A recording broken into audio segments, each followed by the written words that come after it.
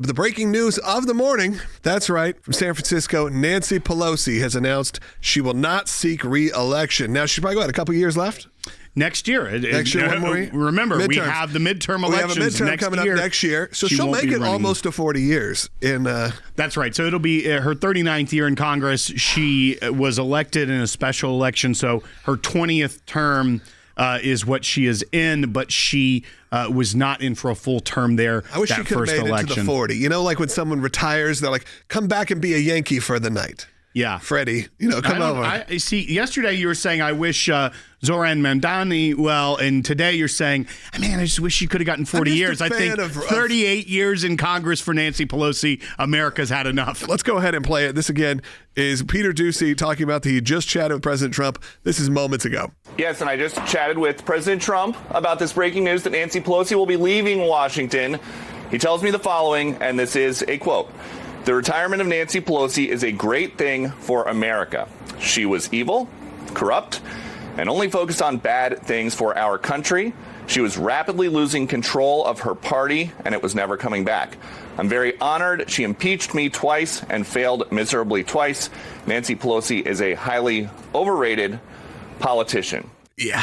I mean, that is, no one can say it like he can. I mean, you say it like an angry, ex-girlfriend online, just being just mad that your former boyfriend went to jail. I mean, that's kind of how it feels. It's like this, he deserves it, here's why. The quote was, the retirement is great, evil, corrupt, and only focused on bad things for our country. We disagreed vehemently on all topics. That's what, a normal politician would say. About him, people wanted to hear, truthful. She impeached me twice, failed miserably, which she did. Impeach him twice, and of course, look what happened. He was reelected president of the United States by an overwhelming margin. There's also a clip from Mike Johnson who said essentially that should be a wake-up call to everybody that Nancy Pelosi at 85 years old, it's San Francisco liberal, not liberal enough for where the party stands right now. Former Speaker Nancy Pelosi has now announced her retirement this morning. That is a very important sign that I hope that you all will delve into. Even the famous San Francisco liberal is not far left enough for the neo-Marxists. I think that was interesting from him. Obviously, she can retire. I don't think anybody feels like she didn't put in her proper time after 39 years in this. And of course, so much times, so long as the speaker. Of course, President Trump focuses a bit on her impeachments of him. And of course, remember the tearing up the speech at the end of the State of the Union, all of the theatrics that went with it. When we look at what now will happen in San Francisco, there will be a primary, I assume, a pretty aggressive primary of people that want to fill that seat that is leaving a power vacuum in Washington. I mean, when someone has held a seat for almost 40 years, that seat also has the prestige of someone who was the Speaker of the House twice. Someone is going to want to get in there. Now, it does leave a power vacuum in Washington, D.C. for many reasons. Even though she no longer was in her leadership role as the party leader, the minority leader in this case, as they don't hold the majority of the House, but previously twice as Speaker of the House, the only female speaker in our history was Nancy Pelosi. That's pretty wild.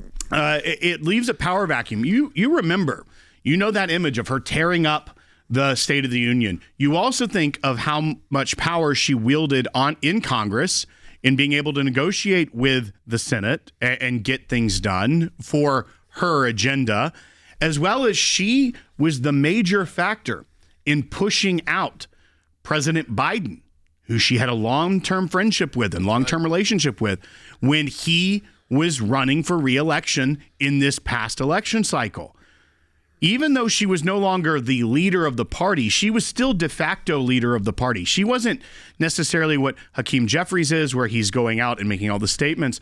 But this is a lot of power that will be opening up for, you will see jockeying for position within the party, within the House of Representatives, with her presence gone. That's where the big question comes. Not just in that primary in San Francisco, because that will be a new member of Congress. They won't have the power on the committees and things as much. They won't have 20 terms behind them. But what you will see in Congress is who's stepping up to fill that power vacuum. Will it be a more clear-headed, moderate style Democrat. No, what you're going to see is those forces within the party, the AOCs, the squad type, rush to fill the power vacuum within Congress by taking over internally the mechanisms, because Nancy Pelosi's legacy, beyond legislation passed and beyond being the Speaker of the House, is the way that she commanded the control of her party in the House of Representatives. Yeah, American and that's icon. things you don't even see in the public eye. You see things reported on, but it is a big hole in Democrat politics on the Hill. I mean, clearly it seems to at least partially controlled the presidency at that moment. Exactly. I mean, you got to think that is not something small. So, of course, this is going to be interesting to see who steps in there. Of course, this does open up the idea of, are we going to eventually see the Senate and see term limited? Are we going to see those things ever come up? I see those comments a lot right now. Maybe her last act of leadership within her party, a Netflix deal, will be something where you see a mass exodus of people who have maybe been in Congress way too long. That's been a complaint about career politicians from many people. That's where even you can somewhat blame or credit that system to what gives rise to someone like President Trump, an outsider, someone who hasn't spent his entire life on government payroll, being a public servant. And I think you can also point to what is so attractive to young people about someone like the new mayor of New York. Take away all the policy. It is the way he talks is about doing work for the people. Whether or not his policies are grounded in we know they're not. They're Marxist policies. Right. They don't work. But They're failed experiments. You're talking to new blood.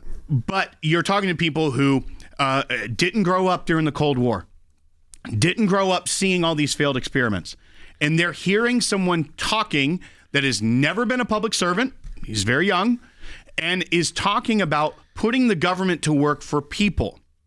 Now, I believe and know that conservative ideals and ideology and programs and policy is better for people when put in place and done correctly. And the Republicans have a big problem about being able to talk about it in a way that people will understand that free market economics and that our liberties that we hold so dear in our Constitution is the government protecting those. And when they are, it is for the people. It is a government working for that. But when you have people like Nancy Pelosi that are 85 years old currently, that she's taking that step to say it's time for me to retire, will there be a sea change where on both sides of the aisle, you see people move forward and say it's time for me to go, and then it gets fresh blood in there, young people who can maybe speak better about how our ideology, our values are better for the people and getting government back to work for people instead of the other way around. Yeah, I think you will see that. A new wave, a new generation of people who understand how to talk to the online audience, who really understand, who grew up in the internet age. You got to think, when she joined the Senate, there was still a decade away from when most of us had internet in our homes. I mean, that's just the truth. That's where we're at. She's just now stepping down. But now you have, like you said, the New York City mayor being someone who is quite a bit younger than us, grew up in this generation. I sent Will a video last night ago. This is one of the reasons he won. It was, hey, answering questions from your conservative family members. And it was very compelling. It was not anything I agree with, but I watched it and said, this is how he did it. This is how he won. And he said, hey, I'm the mayor to everybody. I'm the mayor even to your conservative family members. You're going to have a different generation talking a different way.